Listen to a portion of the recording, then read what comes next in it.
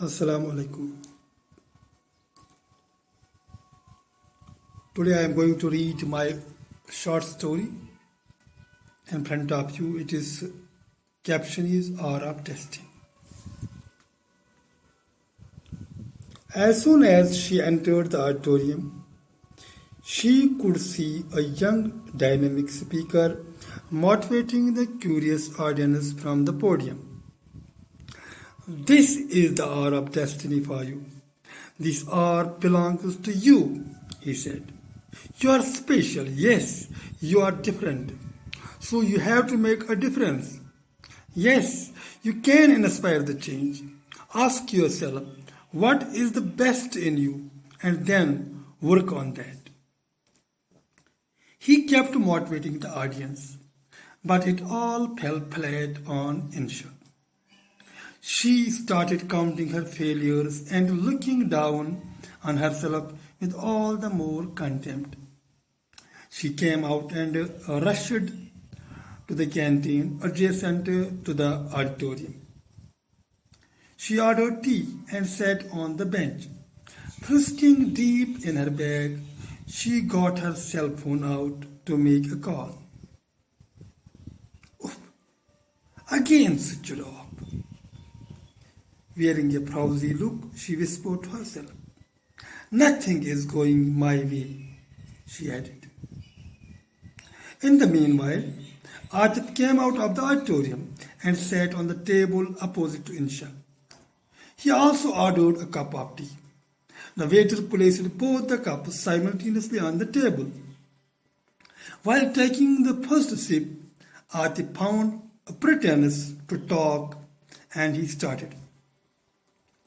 Well, if I'm not wrong, you'd lead a campaign for women empowerment last year. Insha responded in affirmation and added, now your next question must be why I left the auditorium midway. You are correct, but I don't qualify to ask, as I have also left the hall midway. Insha. Actually, I am fed up now with these so-called motivation sessions. Talking big hardly makes a point, but acting big does make. Adil. You are right. Even the ordinary things done with extraordinary zeal and zest have the power to make a big difference. Insha. I have tried that as well, but nothing went my way. I am an utter failure. In the meanwhile, both finished their tea. Atif. Maybe you had planned with the wrong option. You might have followed public opinion and suppressed your inner voice. Insha. No, Mr. Atif. Mr. Atif. Mr. Atif is my name. And what is your good name, please? Insha. I am Insha. Atif. If you are not offended, I must say that you don't want to come out of the world of your failures. You are still upset with yourself. Insha. Are you a psychologist to say so? Atif. No, I'm not. I feel it to be true. I suppose you are desperate enough to tell your tale of woes. I can see with authority that your story has missed the entry of a prince riding the white horse and presenting a red rose to the princess. Insha. No, gentlemen. This brutal world has left no room for such whimsies. Atif. That means in your case the world has used all her brutality to deprive a beautiful girl of her soulful moments. Insha. Yes. But the good point is that I didn't yield easily. I fought with all my might, but I lost. Thus I have no complaints with myself, at least. How much it pains me to see a pretty girl in such a deep trouble. Insha. You seem to flatter me all the more. I suppose I should keep my lips sealed now. Adib, you can't do that. You desperately need to clear your chest before a potential listener. Insha. No, I haven't any stories to tell. And I need not your advice either. Adib, you did not feel scared of me. Every other person has the same story. Insha. What do you mean? Adib, listen. I am a writer and a motivational speaker. I have portrayed many characters, giving them your attributes. The way you behave is known to me for ages now. And what do you want from me then?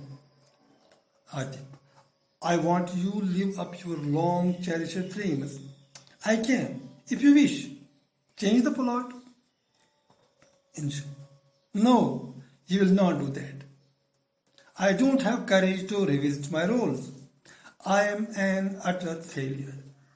Atif, if that is the case, why don't you write a documentary of your failures? Insha. Let's assume I will initiate, but what good it will be for me? Atif, well, it will make you bold. You will discover the multiple reasons of your failures. You will get an opportunity to rectify them. In this process, the world may be gifted with a talented writer. Here Insha smiles and says, I had sat here for tea and it took one full hour to have my tea finished. I have been listening to an uninvited stranger for so long. What does this mean? Adib, it means you are very close to finding a genuine listener for your woes. A listener who does also understand various things which often remain unsaid. Insha. Hey, don't flatter me anymore. I have left nothing unsaid. Adib. But I managed to listen a lot from you. Your newly found eloquence at speech and your bright eyes speak quite loudly that you have found a sweet friend. Here Insha smiles and says, this can be partially true. After all, why should a renowned writer and a great motivational speaker waste his precious time for an ordinary girl, except that she is her close friend? Adib, you are wise enough at drawing quick conclusions. Now tell me honestly, will you take to writing? Insha. I suppose yes. In fact, I have thought of writing a story that took its shape before my eyes. The story is full of matter. Adib, I suppose you will not allow your story become preaching. Insha. I will try to keep my judgment reserved and will bring forth how emotions are victimized in routine arguments. Adib, that is nice. Try to make your story appealing for the readers. Don't allow your characters to turn rude at the very outset. Create the exposition for allowing crisis zoom out fully. Insha. I know that myself. After all, I am a literature student. I am well versed at presenting things. I have my own lovely style. But tell me honestly now, why do you take so interest in me? Adib, I really don't know why, but I can't afford to see you in trouble. Insha. And you have planned to arouse the dreams of the prince in the heart and mind of this pretty girl, and have worked hard to paint yourself into that prince. Isn't it so?